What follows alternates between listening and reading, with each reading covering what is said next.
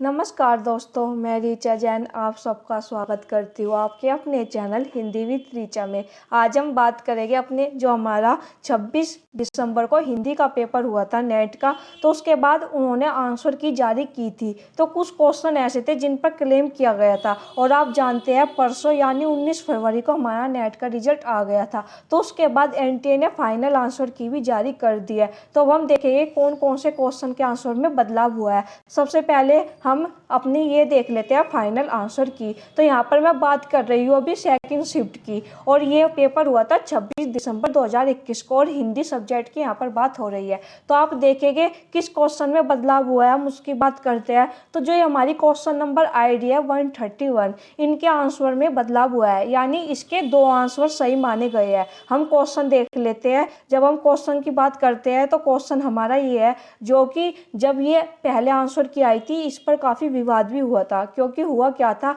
NTA ने इसका answer 1 माना था जब हमारी पहली आंसर की आई थी। तो अब जो ऑफिशियल आंसर की दोबारा फाइनल आंसर की आई है तो उसमें एनटीए ने 1 और 4 दोनों को सही माना है।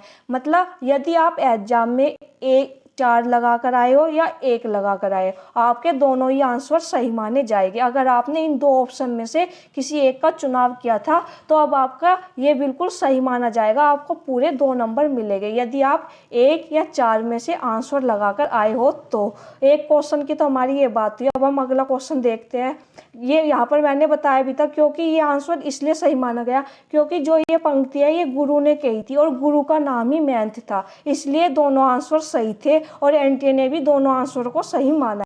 अब हम बात करेंगे अपने अगले क्वेश्चन की। तो हमारा जो अगला क्वेश्चन है, अभी मैं आपको बता दूं सेकंड शिफ्ट की ही बात चल रही है। तो जो हमारी क्वेश्चन आईडी है 111, इसमें भी यही हुआ है कि दो आंसर को सही माना है। तो हम क्वेश्चन देख लेते हैं क्वेश्चन क्या था वो। जब हम क्वेश्चन की बात करते हैं तो एनटीए ने पहले इसका आंसर 4th माना था, लेकिन अब एनटीए ने जो फाइनल आंसर किया है उसमें 1 और 3 इन दोनों को सही माना है। जबकि ये क्वेश्चन अब भी गलत है, क्योंकि क्वेश्चन है निम्नलिखित में से कौन सा कोलरिज का ग्रंथ नहीं है। तो एलिजाबेथन भी कोलरिज का ग्रंथ नहीं है, बल्कि ये इलियट का है। तो अब पता नहीं एनटीए ने क्यों इसका आंसर 1 और 3 को माना है, पर जो फाइनल आंसर किया है उसमें 1 और 3 को आंसर माना गया है। यानी अगर आप इन दोनों में से किसी एक पर निशान लगा कर आए हैं तो आपका आंसर सही माना जाएगा, और यदि आप इन दोनों में से तो आपको कोई नंबर नहीं मिलेगा। पर अगर आप इन दोनों में से लगा कर आए हैं 1 या 3 में से, तो आपको पूरे 2 नंबर मिलेंगे। अब हम फर्स्ट शिफ्ट की बात करते हैं। पहले हमने सेकंड शिफ्ट की बात की थी, उसमें 2 क्वेश्चन में बदलाव हुआ है। अब देख लेते हैं फर्स्ट शिफ्ट में क्या बदलाव हुआ है। तो इसमें जो क्वेश्चन आईडी 11 है इसके आंसर में बदलाव हुआ है। मैं आपको क्वेश्चन दिखा देती हूँ। क्वेश्चन क्या था, क्वेश्चन था इलियट के अनुसार परंपरा क्या है। तो पहले एनटीए ने इसका आंसर 3 माना था, जो कि गलत था, और जब अब फाइनल आंसर की आई है तो उसमें उन्होंने इसका आंसर 4 माना है, जो कि बिल्कुल सही है। तो जो स्टूडेंट अपने इस क्वेश्चन का आंसर 4 लगा कर आए थे उनको पूरे 2 नंबर मिलेंगे इस क्वेश्चन पर, और साथ ही जिन्होंने 3 आंसर लगाया था तो उन्हें अब कोई नंबर नहीं मिलेगा, क्योंकि इसका सही आंसर 4 है और फाइनल आंसर की में भी इसका आंसर 4 ही माना गया है। आप देख लीजिए क्वेश्चन आईडी जो यहाँ पर 44 लिखा गया है, और पहले यहाँ पर पीछे भी देख लेते हैं। जो क्वेश्चन आईडी हमारी 11 है इसकी आंसर आईडी क्या है, 44 है। तो यहाँ पर आप देख लीजिए, मैंने आपको बता दिया अब इसका आंसर 4 माना गया है एनटीए के द्वारा, जो कि बिल्कुल सही भी है। तो यहाँ पर फर्स्ट शिफ्ट में हमारे एक ही क्वेश्चन में बदलाव हुआ है और सेकंड शिफ्ट में 2 क्वेश्चन में बदलाव हुआ है। और अब बात करती हूँ मैं पेपर की, क्योंकि जो हमारे पहले क्वेश्चन हुए थे अगर किसी ने वे क्वेश्चन के अपने आंसर ना मिलाए हो तो यहाँ पर मैंने पूरे दोनों शिफ्ट के आपको क्वेश्चन सोल्व करवाए हुए हैं, पूरे 100 के 100 क्वेश्चन और ऑफिशियल आंसर की से ही। अगर किसी ने अब तक ये वीडियो नहीं देखी तो देख लीजिएगा और अपने आंसर चेक कर लीजिएगा, क्योंकि आंसर चेक करने इसलिए भी जरूरी है ताकि अगर हमारा इस बार नहीं हो पाया तो हम अगली बार जो हमने इस बार गलतियाँ की वे हमें पता हो कि हमने ये क्वेश्चन गलत किया था, ये सही किया था, ताकि हम अगली बार वे गलतियां ना दोहराएं। तो अभी तक जिन बच्चों ने अपने आंसर की नहीं मिलाई है तो वे एक बार जरूर चेक कर ले, क्योंकि अब हमारा रिजल्ट जो है परसेंटाइल में आता है, तो हमें अपने नंबर पता नहीं चलते कि हमने हिंदी में कितने क्वेश्चन सही किए और फर्स्ट पेपर में कितने किए। ये जानने के लिए आपको अपनी आंसर की ही चेक करनी पड़ेगी, जब भी आपको पता चल सकता है कि आपने हिंदी में कितने क्वेश्चन सही किए थे और